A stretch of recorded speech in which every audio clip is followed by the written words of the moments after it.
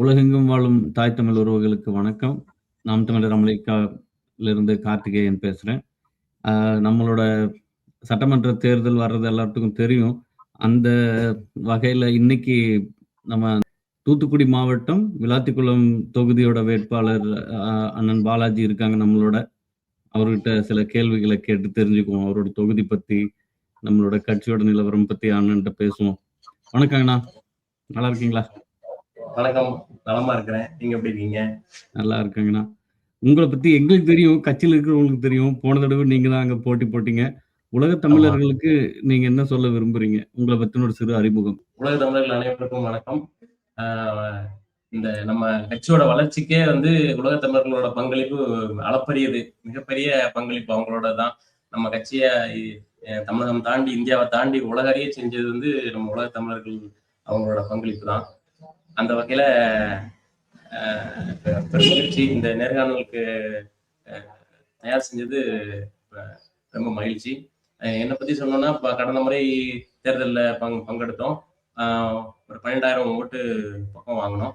இந்த முறையும் அண்ணன் ஒரு வாய்ப்பு கொடுத்துருக்காங்க. என் பேர் பாலாஜி, விளாத்திக்குளம் சட்டமன்ற தொகுதி, முதுநிலை பொறியியல் முடிச்சிருக்கேன்.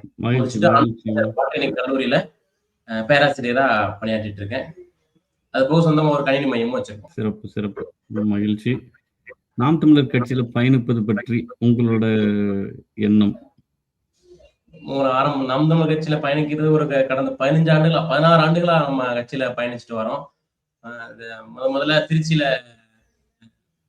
இன்ஜினியரிங் படிச்சுட்டு இருக்கிறப்போ அண்ணன் அறிமுகமாகிறாரு. அதுக்கு முன்னாடி என்னுடைய உடன்பிறந்த அண்ணன் வெங்கடேசன் அவர்கள் வந்து நம்மகிட்ட அண்ணனை பத்தி நிறைய சொல்லி, அதுக்கப்புறம் அவரோட காணொளிகளை நிறைய பார்த்திருக்கேன். நேர்ல ஒரு முறை வந்து திருச்சி ஒரு பேருந்து நிலையத்துல வச்சு ஒரு கூட்டம் நடக்குது, நாம் தமிழ் கட்சி கூட்டம் நடக்குது. நான் வந்து கல்லூரியில இருந்து வீட்டுக்கு வர்றதுக்காக பேருந்துல காத்திருக்கிறேன். அந்த நேரத்துல அண்ணனை நேரடியா பாக்குறோம். அப்ப அவரோட பேச்சு வந்து ரொம்ப யதார்த்த பேச்சு. அதாவது மற்ற அரசியல்வாதிகள் மாதிரி இல்லாம ரொம்ப யதார்த்தமா, நமக்கு ஒவ்வொருத்தருக்குள்ளேயும் ஒரு ஒரு மனக்குமுறல் இருக்கும்ல, ஏன் இந்த நாடு இப்படி இருக்குது அப்படிங்கிற மாதிரி ஒரு குமுறல் இருக்கும். அது அப்படியே ஒருத்தர் வந்து மேடையில பிரதிபலிச்சு பேசுறப்போ அவ்வளவு மகிழ்ச்சி, அவ்வளவு ஒரு வேகம். நம்ம ஏன் ஒரு இயந்திர வாழ்க்கையில வாழ்ந்துகிட்டு இருக்கிறோம், படிக்கிறோம், வேலைக்கு போறோம், சம்பாதிக்கிறோம், கல்யாணம் முடிக்கிறோம், இந்த மாதிரி ஒரு இயந்திர வாழ்க்கையில இருக்கிறோம். இதை தாண்டி நம்ம யோசிக்கணும், நாட்டுக்காகவும் மக்களுக்காகவும் யோசிக்கணும். ஈழத்தை பத்தி அவர் அந்த கூட்டத்திலே பேசுறாரு. அவ்வளவு கொடுமைகள் அங்க நடந்திருக்கு. நம்ம இங்க இருந்து ஒரு எதிர்ப்பு குரல் கூட ஆவேசமா கிளம்பல. அது எல்லாமே மழுங்கடிச்சுட்டாங்க. எதிர்த்து வந்தவங்களையும் இங்க உள்ள அரசியல்வாதிகள், தலைவர்கள் எல்லாம் மழுங்கடிச்சுட்டாங்க. அப்படிங்கிறத நம்ம ரொம்ப ஆர்வமா மாறி இணையத்துல இருந்து அவர் பேச கேட்கிறோம். கேட்டுட்டு நம்ம கட்சியில என்னெல்லாம் முடிவெடுத்தாச்சு. திருச்சியில அந்த நேரத்துல பொறுப்புல இருந்தது வழக்கறிஞர் பிரபு அண்ணன் பொறுப்புல இருந்தாங்க. அவரை நேரடியா போய் அவரோட அலுவலகத்திலே வச்சு சந்திச்சு நம்ம கட்சியில இணைகிறோம். முதல்ல ரொம்ப இன்ஜினியரிங் 3ஆவது வருஷம் 2வது வருஷம் படிச்சுக்கிட்டு இருக்கிறேன். அப்பதான் முத கட்சியில இணைகிறோம். அதுல இருந்து அப்படியே பயணம் தொடங்குது. நம்ம ஊர் தூத்துக்குடி, படிக்கிறது திருச்சி, நமக்கும் சம்மந்தம் இல்லாத ஊர். அப்படிங்கிறப்போ இருந்தாலும் அங்க நம்ம கட்சியை வளர்க்கணும் அப்படிங்கிற ஒரு நோக்கத்துல நம்ம முன்னெடுத்து செய்யறோம். இந்த நேரத்துல நம்ம நிறைய சின்ன சின்ன போராட்டங்கள் அறிவிக்கிறப்போ காவல்துறையோட இடையூறு நிறைய இருக்கும். அவ சின்ன வயசுலயே வந்து போய் காவல் நிலையத்துல போயிட்டு காவலர்களோட மல்லு கட்டி சண்டைக்கு நின்று இந்த மாதிரி சூழ்நிலை இருந்திருக்கு. அதை தாண்டி இப்ப கொஞ்சம் பரவாயில்ல. அந்த நிலையெல்லாம் மாறி நம்ம தலைவர் படம் வச்சிருந்தாலே ஒரு பெரிய தீவிரவாதிங்கிற மாதிரி இருந்த காலம் மாறி இப்ப தலைவர் படம் வச்சிருந்தா அவர் வந்து நாம் தமிழர் கட்சியை சார்ந்தவர் அப்படிங்கிற ஒரு அந்த இதை நம்ம உருவாக்கிட்டோம். அதுல வந்து பெரிய மகிழ்ச்சி எல்லாத்துக்கும். அத வந்து இப்ப தமிழ் பேரு ஏதாவது வச்சிருந்தாலே, குழந்தைக்கு தமிழ் பேரு இருந்தாலே கேக்குறாங்க இல்லையா? நம்ம ஒரு 2 நிமிஷம் நம்ம ஆங்கிலம் கலக்காம தமிழ் பேசினாலுமே கேக்குறாங்க எல்லா இடத்துலயும். சில வார்த்தைகள் பேசினாலே கண்டுபிடிச்சிருவாங்க. உண்மை. உங்க தொகுதியில இருக்கிற முக்கியமான பிரச்சனை என்ன? அதுக்கு நீங்க வச்சிருக்கிற தீர்வு என்ன? நம்ம தொகுதியில முக்கியமான பிரச்சனை அப்படிங்கிறப்போ மெயினா விவசாயம் சார்ந்த பூமி தான். கரிசல் மண், விவசாயம் சார்ந்த பூமி, மானாவாரி பூமின்னு சொல்லுவாங்க. மழையை மட்டுமே நம்பி விவசாயம் செய்யக்கூடிய விவசாயிகள் இங்க ரொம்ப அதிகம். இப்ப சமீப காலமா தலையெடுத்து வர மிகப்பெரிய பிரச்சனைகள்ல ஒண்ணு காட்டு பன்றிகள் தொல்லை. காட்டு பன்றிகள் வந்து நம்ம சாதாரணமா நம்ம ஊர்கள்ல அலையிற பன்னிகள் மாதிரி இல்லாம ரொம்ப ஆக்ரோஷமாவும் ரொம்ப இதா நடவடிக்கை எல்லாம் இருக்கும். நம்ம ஒரு காட்டு பண்ணி குட்டி போட்டிருக்குது, அது அருகில போனா ஆளையே வந்து கொல்லக்கூடிய அளவுக்கு அது ஒரு ரொம்ப ஆக்ரோஷமா நடந்துக்கணும். நிறைய விவசாயிகளை தாக்கி 2-3 பேர் இறந்திருக்காங்க, ஒரு சிலர் படுகாயம் அடைஞ்சிருக்காங்க. இந்த மாதிரி ஒரு சூழ்நிலை இருக்கு. அதை வந்து மாத்தணும். வனத்துறையிட்ட சொல்லி வனத்துறையிட்ட சொல்லி எவ்வளவோ அழிக்க முயற்சி பண்ணாலும் வேற வேற தனியார்கள் வந்து வந்து அதை அழிக்கிறதுக்கு முயற்சி பண்ணாலுமே அது குறைஞ்ச பாடு இல்லை. அது ஒரு முறை குட்டி போட்டா ஒரு 10 குட்டி 12 குட்டி பக்கம் போடுது. அப்படியே ஒரு 12 மடங்கு 15 மடங்கு அப்படியே பெருகிருது. அது மக்காச்சோள பயிர்களும் சரி, உளுந்தையும் ஒரு நாசம் பண்ணிருது. ஒரே நைட்ல ஒரு 2 ஏக்கரை நாசம் பண்ணக்கூடிய அளவுக்கு அதுக்கு திறன் இருக்குது. அப்படி இருக்கிறப்போ மக்காச்சோள விதையா இருக்கட்டும், அதுக்கு இடக்கூடிய உரங்களா இருக்கட்டும், எல்லாமே இப்போ விலை ரொம்ப அதிகமா இருக்கனால அது ஒரு நாள்ல 2 ஏக்கர் நாசம் பண்ணிட்டா திரும்ப அதை பயிர் பண்றது, திரும்ப அதை விதைச்சு பயிர் பண்றதுக்கு ரொம்ப ஒரு இக்கட்டான சூழ்நிலையை உருவாக்கி விட்டுறது. இதுதான் மிகப்பெரிய பிரச்சனையா இருக்கு. அதே மாதிரி சூழ்நிலையில இப்ப நல்ல ஒரு விளைச்சல் இருக்கு, நல்ல மழை நல்ல விளைச்சல் இருக்கு அப்படின்னா அதோட பயிர்களோட விலை ரொம்ப குறைஞ்சிருது. விவசாயிகள் ரொம்ப நஷ்டத்துக்கு தள்ளப்படுறாங்க. அதுக்கு ஒரு அரசு ஒரு முடிவு எடுத்து செய்யணும். அது நம்ம சைட்ல இருந்து தீர்வு சொல்லியிருக்கோம். வனத்துறையிட்ட சொல்லி அதை சுட்டுக் கொள்றதுக்கு உண்டான அனுமதியை வாங்கணும். இப்ப அந்த காட்டுப்பன்றி வந்து வனவிலங்கு பட்டியல இருக்கு, அதனால சுட்டுக் கொள்ள முடியாதுங்கிற மாதிரி சூழல் இருக்கு.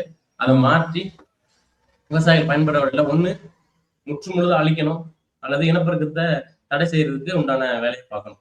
அது முதல். அதுக்கப்புறம் பனை சார்ந்த தொழில்கள் நிறைய நம்ம பக்கம் நடக்குது. பனைமரங்கள் இருக்குது.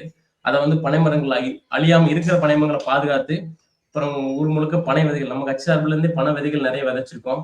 கம்மாய்க்காரி உரங்கள்ல இந்த மாதிரி உரங்கள்ல பனை விதைகள் விதைச்சிட்டே வரோம். அண்ணனோட அறிவுறுத்தலின்படி அது போக இருக்கிற பனைமரங்களை காக்கணும்.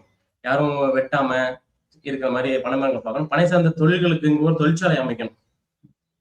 பனைமரங்கள் இருக்கிறதா இருந்தாலும் சரி, மற்ற பனை ஓலை, அந்த ஓலையில இருந்து செய்யற சில பொருட்கள், கைவினை பொருட்கள் செய்யறதா இருந்தாலும் சரி, அது சார்ந்த தொழிற்சாலை உருவாக்கிட்டோம்னா தாராளமா அது வந்து இங்க நல்ல ஒரு அழிவுக்கு போகாம ஒரு நல்ல வளர்ச்சியை நோக்கி போகும். அது போக கனிம வளங்கள் கொள்ளை, பெரிய பெரிய கார்பரேட் நிறுவனங்கள் இங்க வந்து சிமெண்ட் தயாரிக்கிறதுக்காக உப்புக்கல் இந்த மாதிரி கனிம வளங்கள் எடுக்கிறாங்க. அது மிகப்பெரிய அளவுல கொள்ளை நடந்திருக்கு. ஒரு ஊரோட ஒரு 50 பேர் படிச்சிருக்கிற ஒரு ராமச்சந்திராபுரம் பக்கத்துல இருக்கிற ஒரு ஊரையே காலி பண்ணக்கூடிய சூழல் வந்துச்சு. வெடிகுண்டு வச்சு இருக்கட்டும், அங்க ஒரு வாழவே மக்கள் இனிமே இந்த பகுதியில வாழவே முடியாத சூழ்நிலை உருவாக்கிட்டாங்க அந்த கார்பரேட் கம்பெனி. அந்த மாதிரி சூழ்நிலை மாத்தணும். இப்ப சமீப காலமா ஒரு 5 ஆண்டுகளா இப்போது இருக்க சட்டமன்ற உறுப்பினர் பதவியேற்றல இருந்து காத்தாடிகளின் எண்ணிக்கை, காற்றாலை மூலமா பல மடங்கு ராஜ்யபுரம் சட்டமன்ற தொகுதியில பல மடங்கு பெருகிருக்கு. அதை ஒரு கட்டுக்குள்ள கொண்டு வரணும். அதுக்காக விவசாய நிலங்கள் நிறைய விலைக்கு வாங்கப்படுது, அதிக விலை கொடுத்து வாங்கப்படுது. விவசாயம் செய்யறது ஒரு பக்கம் காட்டு பண்ணி எடுத்தோம்ல, ஒரு பக்கம் இவங்க புரோக்கர்களோட இடைஞ்சல், குடும்பம் சொல்லி இடைஞ்சல், அதனால மக்கள் வந்து வித்துட்டு வேற பகுதிகளில் போய் குடிபெயர்ந்துடுறாங்க. இதை வந்து தடுக்கணும். மத்த பிரச்சனையை பத்தி பார்த்தோம் அப்படின்னா உங்களுக்கு நார்மலாவே இருக்கிற எப்பயுமே இருக்கிற பிரச்சனை, ஒரு பள்ளிக்கூடத்துல ஒரு வசதிகள் இல்ல, படந்த வழி, இந்த மாதிரி அரசு பள்ளிகள்ல இருக்கிற ஏகப்பட்ட செய்தியா கூட பார்த்திருப்பீங்க. அரசு பள்ளிகள்ல சோறு தெரிஞ்சு விழுந்துருது, மழை பெஞ்சா தண்ணி தேங்கி நின்றது. அது போன்ற எல்லா அரசு பள்ளிகளுமே நம்ம எட்டயபுரத்துல மகளிர் பள்ளி, பாரதியார் பெண்கள் மேல்நிலை பள்ளி இருக்கு. அந்த பள்ளிகள்ல ஒரு 1500 1200 மாணவிகள் இருக்காங்க. அவங்களுக்கு வெறும் 4-5 பாத்ரூம் தான் இருக்கு. கழிவறை வசதி அவ்வளவு குறைவா இருக்கு. தமிழாசிரியர் அத்தனை பேருக்குமே தமிழாசிரியர், ஒரே ஒரு தமிழாசிரியர், ஒரே ஒரு ஆங்கில ஆசிரியர், அவ்வளவு பேருக்கு ஒரே நேரத்துல கிட்டத்தட்ட ஒரு 200-250 பேருக்கு ஒரே வகுப்புல வச்சு எடுக்கிறாங்க. எப்படி அந்த பிள்ளைகள் கவனத்தோட படிப்பாங்க? இந்த ஆசிரியர் எப்படி வந்து மாணவர்களுக்கு போய் சேர்ந்துச்சா எப்படிங்கிறது எப்படி அவங்க புரிஞ்சுக்குவாங்க? கல்வியே அரசே சொல்லுது 40 மாணவர்களுக்கு ஒரு ஆசிரியர் இருக்கணும்னு சொல்லுது. அதை கண்டுக்கவே இல்லை. இப்ப 250 மாணவிகளுக்கு ஒரு தமிழாசிரியர், ஒரு ஆங்கில ஆசிரியர் தான் இருக்காங்க. இது போன்ற பிரச்சனை. அதுக்கப்புறம் அரசு மருத்துவமனையில மருத்துவர்கள் இரவுல இருக்கிறதே இல்லை. எட்டயபுரம் மருத்துவமனையும் சரி, விளாத்திக்குளம் மருத்துவமனையும் சரி, இரவுல மருத்துவர்கள் இருக்கிறதே இல்லை. பாம்பு கடிக்கு இப்போ நம்ம தொடர்ச்சியா சொல்லி இப்ப பாம்பு கடிக்கு மருந்து இருக்கு. ஆனா அந்த மருந்து வந்து மருத்துவரோட அறிவுறுத்தல் இல்லாம அதை போட முடியாதுங்கிறதுனால இரவுல யாராவது பாம்பு கடின்னு வந்தா மருத்துவர் வர்றதுக்குள்ள உயிர் போயிடும். பாம்பு கடிச்சு வந்தாலும் உயிர் போயிடும். முன்னாடி மருந்தே இருக்காது. பாம்பு கடிக்கு மருந்தே இருக்காது. தூத்துக்குடியில இருந்து வரணும். இப்ப அங்கங்க ம். மருந்து நம்ம தொடர்ச்சியா அத அறிவுறுத்தலின்படி செஞ்சு மருந்து வச்சுட்டாங்க. ஆனா அந்த ம். மருந்த வந்து செலுத்துறதுக்கு உண்டான அறிவுறுத்தல் வந்து மருத்துவர்கள் இல்லாதனால, வழங்காதனால நெறைய உயிர்கள் பாதிக்கப்படுது. ம். ம். ம். நம்ம பிரச்சனைகள் ஊர்ல வந்து எல்லாத்துக்கும் எல்லாத்துக்கும் குழுக்கள் இருக்கு. எல்லாத்துக்கும் இப்ப பள்ளிகள பத்தி நம்ம இவ்வளவு கவலைப்படுறோம். பள்ளி கல்வித்துறைன்னு ஒண்ணு இருக்கு. ஆனா என்ன பண்றாங்கன்னு தான் தெரியல. இப்ப எல்லா கிராமத்திலயும் ஆரம்ப சுகாதார நிலையங்கள் இருக்கு. ஆனா ஒழுங்கா செயல்படுதா அப்படின்னா, இப்ப நீங்க சொன்ன மாரி தான். இப்போ ஆமா. பேரளவுல தான் இருக்கும். இப்ப நம்ம ஊர்ல எல்லா ஊர்லயும் இந்த பிரச்சனைகள் வந்து அப்படியே தல விரிச்சு இருக்கு. நான் அடுத்து இருக்கு. உங்ககிட்ட கேட்கலான்னு இருந்தும் நீங்க சேர்த்தியே பதில் சொல்ட்டீங்க. இந்த கனிம ஆ, வளங்கள் கொள்ளை போறத பத்தி. அது ஆ, நீங்க ஏற்கனவே வேற இதுலயே ஒரு பிரச்சனைய சொல்ட்டீங்க. சிறப்பு. ம். அது அது உங்க அந்த தெற்கு மாவட்டங்கள் மட்டும் இல்லாம, இப்ப எங்க மாவட்டங்கள் பக்கத்துலயுமே ரொம்ப அதிகமாயிடுச்சு. அதிகமாயிருச்சு. கல்குவாரிகள எடுக்கிறதும் சரி, கன்னியாகுமரி ம பக்கம் மலைகள் எம்சாண்டுன்னு சொல்லி ஏத்துறாங்க. மலைய நொறுக்கிறதும் சரி, அது ரொம்ப அதிகமாயிருச்சு. ஆபத்தான சூழ்நிலை இருக்கு. நம்ம நம்ம வந்து மாத்துவோம். இப்ப உறுதியா மாத்தணும். ஆமா. அ போன தேர்தல்ல நீங்க தான் போட்டியிட்டு இருக்கீங்க. 11,800 வாக்குகள். கிட்டத்தட்ட 12,000 கிட்டத்தட்ட வாக்குகள். 13,000 வாக்குகள் வாங்கியிருக்கீங்க. போன தடவ 12,000 வாக்கு. இருந்த தேர்தல் நிலைமைக்கும், 2026 நீங்க போய் மக்கள அணுகுறப்போ, இப்ப இப்ப இப்ப நீங்க வேட்பாளரா அறிமுகப்படுத்தப்பட்டீங்க. இப்ப இந்நேரம் தேர்தல் வேலைய ஆரம்பிச்சிருப்பீங்க. இப்ப உங்களுக்கு எப்படி உறுதியா. இருக்கு? அந்த மாற்றம் எப்படி தெரியுது? மாற்றம் மக்களிடத்திலே முன்னாடி வந்து நெறைய பேருக்கு நம்ம இசை மையத்துல நான் உட்கார்ந்திருப்பேன் அப்படின்னா, போன முறை வந்து அறிவிச்சப்போ அவ்வளவா தெரியாது. நாம் தமிழர் ம். கட்சி அந்த அளவு அவ்வளவு அறிமுகம் இல்ல. நெறைய பாமர மக்களுக்கு அவ்வளவு அறிமுகம் இல்லாம இருந்துச்சு. இப்ப ம். அனைத்து மக்களுக்கும் எல்லாருமே நெறைய வந்து அவங்களே வந்து வர்றவங்க வந்து வேட்பாளர் அறிவிச்சிருக்காங்க போல அப்படிங்கிற மாரி அவங்க வந்து கேட்கிற அளவுக்கு அனைத்து மக்களிடத்திலுமே கொண்டு சேர்த்துட்டோம். கிராமங்கள் தோறும் போய் சேர்த்துட்டோம். விளாத்திக்குளத்துல எத்தனை கிராமங்கள் இருக்கோ, அத்தனை கிராமங்கள்லயும் கொண்டு போய் சேர்த்துட்டோம். கடந்த முறையே வந்து வாக்கு செலுத்தும் போதே கிராமத்துக்கு அ ஒற்றை இலக்க ஓட்டு அப்படிங்கிற மாரியே இல்ல. ஒரு 2 ம். ஓட்டு தான் விழுந்திருக்கு இந்த பூத்துல. 1 ஓட்டு தான் அந்த மாரியே இல்ல. அ எல்லாமே ஒரு நிறைவான வாக்குகள் தான். எல்லா வாக்ககத்திலயுமே நிறைவான வாக்குகள் தான் விழுந்திருக்கு. அந்த வகையில ரொம்ப மகிழ்ச்சி. ஆனா கடந்த முறை தேர்தலுக்கும், இந்த முறை தேர்தலுக்கும் அறிமுகம் வந்து நமக்கு தேவையில்ல. முன்னாடி அறிமுகம் செய்யணும். இந்த மாரி நாம் தமிழர் கட்சி, சீமான் கட்சி இந்த மாரி இருந்தது. இப்ப மாறி அப்படியே எல்லாருக்குமே அறிமுகம் தெரியுது. நம்ம ம். நம்ம துண்ட பார்த்த உடனே வந்து வாங்க ஏற்கனவே தெரியும் உங்கள அப்படிங்கிற மாரி ஒரு சூழல் இருக்கு. அதனால வாக்கு செலுத்துறதுக்கு அதிகப்படியான கிராமப்புற மக்கள் அதிகப்படியான வாக்குகள் செலுத்துறதுக்கு அ இருக்கு. நம்ம ஆடு, மாடு வளர்த்தல் அரசு பணி அப்படிங்கிற ம். மாரி ஒரு வச்சிருப்போம். அனைத்து மக்களிடத்திலுமே கொண்டு போய் சேர்ந்திருக்கு.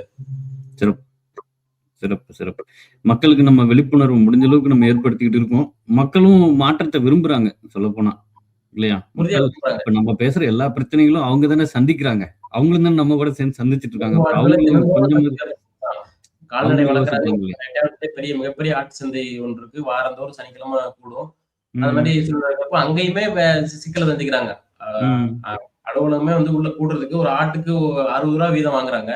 ஆனா அங்க ம். டிக்கெட் கிழிக்கிறது ரூ. 60 மேலேயே போர்டு போட்டிருக்கும். ஆனா கீழ வந்து உங்களுக்கு ரூ. 100 வசூல் பண்ணுவாங்க.